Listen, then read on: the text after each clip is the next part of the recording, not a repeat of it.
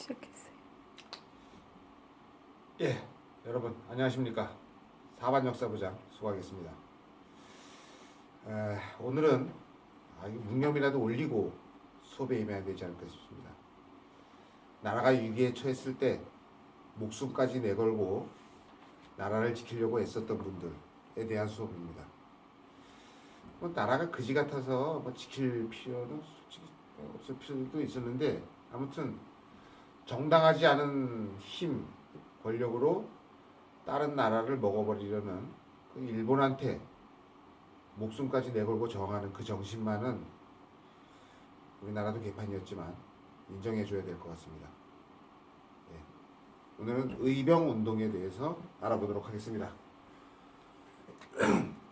일단 위정척사운동이 기존에는 개항반대운동, 개화반대운동 이런 거 들어봤죠? 그런 상소운동 중심에서 의병운동으로 바뀝니다. 즉 이제 붓으로만 싸우다가 위정척사 계열이 이제는 칼을 들고 싸우고, 그리고 나라가 망한 뒤에는, 그러니까 즉 1910년 이후에는 나중에 이제 독립군으로 이제 변모하게 되는데요. 이 위정척사, 그러니까 상소운동이 의병운동으로 바뀌게 된 건 을미 사변 때문이었습니다. 공무원을 죽였다고 생각해서 붓을 버리고 칼을 들게 된 겁니다.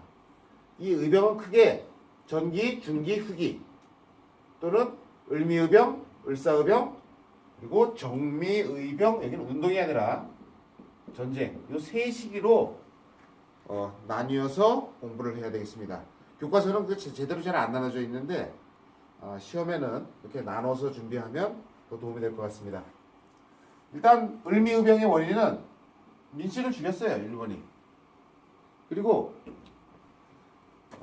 머리카락을 자르라 그랬습니다. 그걸 단발령. 발자가 무슨 발자일까?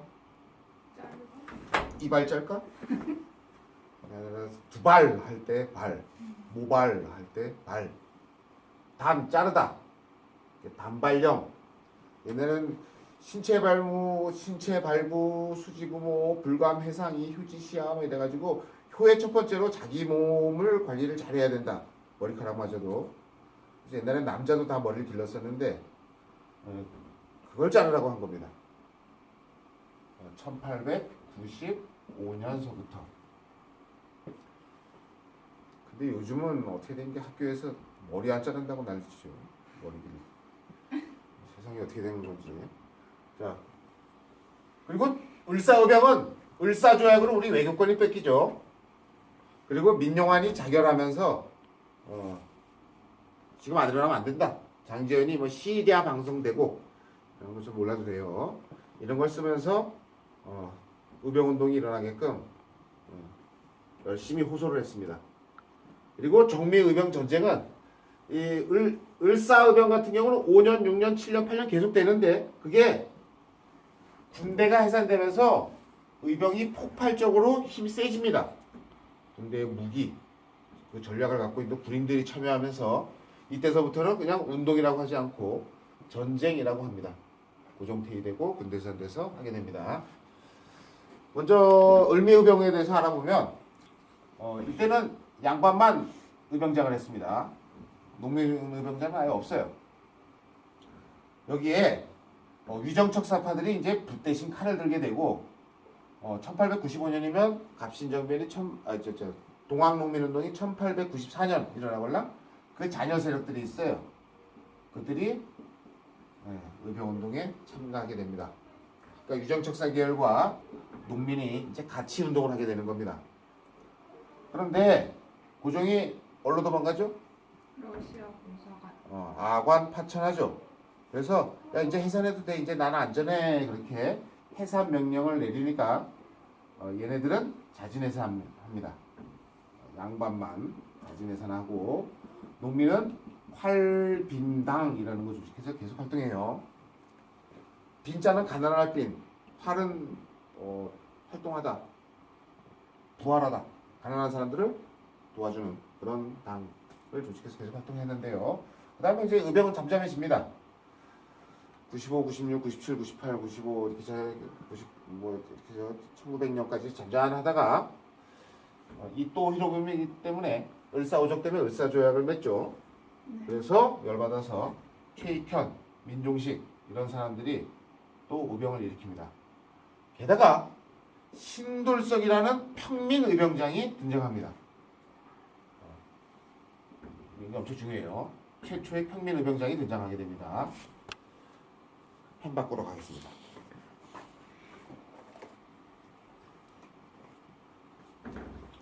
그런데 그 일기자를 읽어보면 알겠지만 그 밑에 여기 밑에 일기자를 읽어보면 알겠지만 양반 의병장은 좀 너무 그 유학 이런 거에 너무 그 뭐라 그러지?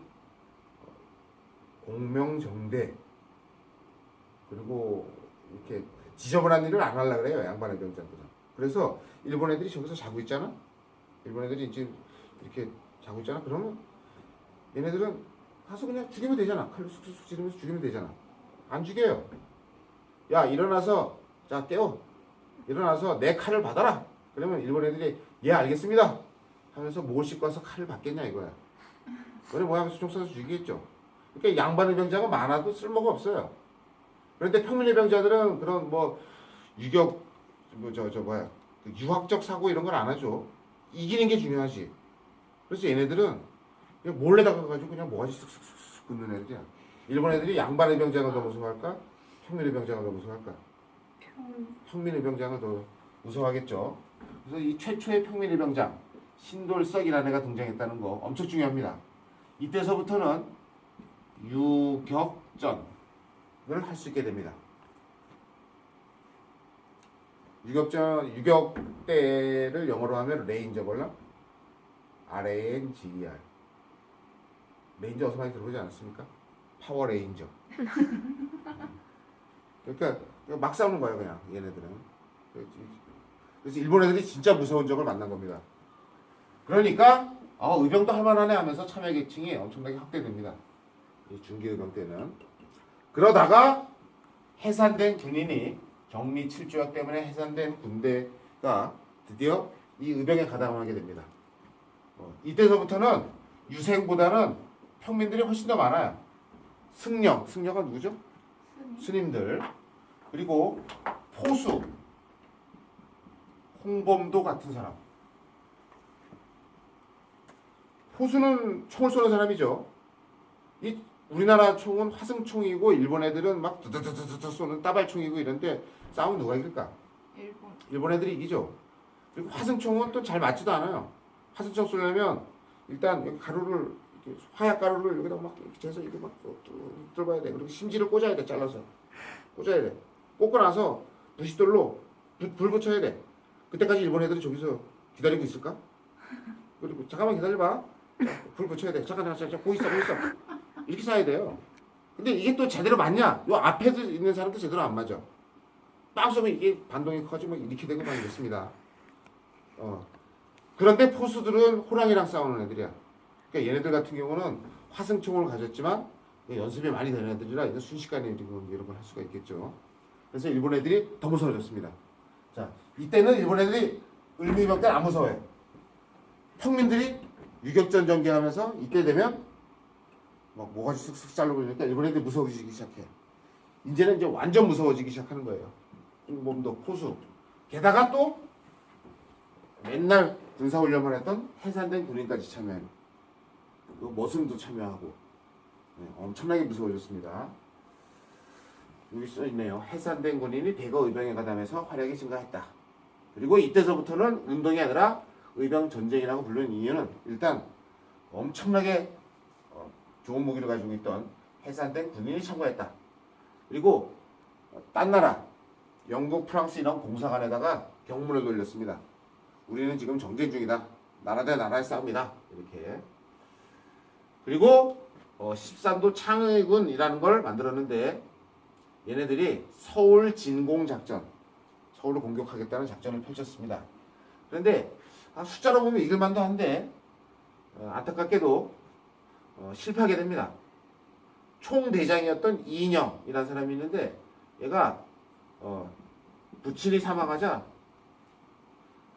효도가 먼저다. 충보다. 충성보다는 효도가 먼저다. 그러면서 집에 갑니다. 그리고 요 밑에 읽기 자료에 보면 알겠지만 아주 일본 애들이 무서워하던 신돌석 그리고 홍범도 이런 사람들이 평민 출신이라고 의병장에서 제외시켜 버립니다. 얘네가 전술이 뛰어난 애들인데. 그래서 이게 서울진공 작전은 결국 실패하게 됩니다. 자, 의병운동의 변화 세 가지로 나눠집니다. 일단 국내에서 끝까지 저항하는 사람들 호남 의병 전쟁을 벌입니다. 이 호남 지역이 전라도 지역이죠. 여기서 가장 맹렬한 저항을 벌이는데 이 안규영 같은 사람 이런 사람들이 이때 유명했어요. 일본 애들이 남한 대토벌 작전이라는 걸 벌이걸라 서울 중심으로 해서 딱 끊어가지고 막 일본 애들이 대토벌을 하게 될 때 여기 사람들은 이리로 도망가면 되죠. 만주로. 여기 사람들 갈 데가 없는 거야. 죽기 살기로 싸울 수밖에 없었다는 안타까운 호남 의병 전쟁. 삼안 지역에서 주로 삼안 지역은 뭐 전라도, 충청도, 그리고 경상도 이런 얘기예요. 그래서 다른 지역 의병들이 이 호남 지역에서 끝까지 막아줬기 때문에 다른 지역 의병이 도망가기 쉬웠다는 그런 장점도 있었습니다. 그 다음에 또 의병하던 사람이 이제 일본 몰래밖에 할 수 없습니다. 비밀 결사 조직을 만들기도 하고 또는 나중에 배우게 되겠지만 뭐 삼원보 이런 국외 독립군 기지로 도망가기도 합니다. 그리고 의사 열사 뭐 이런 거 들어봤죠? 안중근 뭐죠? 안중근 의사 뭐 이렇게 부르죠. 그런 의사 열사 운동, 의열 운동 이거는 집단적으로 하는 게 아니라 의병처럼 집단적으로 하는 게 아니라 개인적으로 합니다.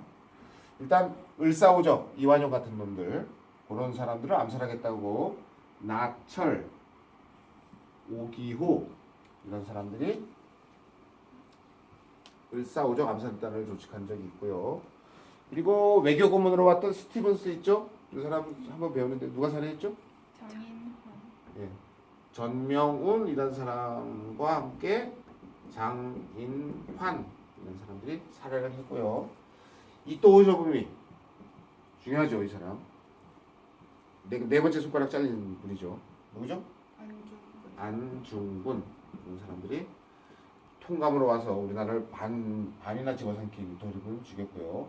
그 다음에 을사오적 중에 한 명은 이완영을 저격한 을사오적 중 한 명인 이완용을 저격한 이재명이라는 분도 있었습니다. 이렇게, 자, 다시 한번 살펴볼게요. 의병은 세 가지로 나눠지고요. 이 의병들은 일본에 강력하게 토벌을 시작하자 끝까지 저항한 세력들도 있었고요. 하나문명 전쟁이라고 불릴 정도로 국내에 있었지만 몰래 활동한 사람들 또는 만주로 도망간 사람들 그리고 개인적으로 저항한 사람들 이런 사람들이 있었다. 뒷면에서는 이렇게 총칼 대신 다른 방법으로 우리나라를 위해서 애쓴 애국개몽운동에 대해서 배우도록 하겠습니다. 이상입니다.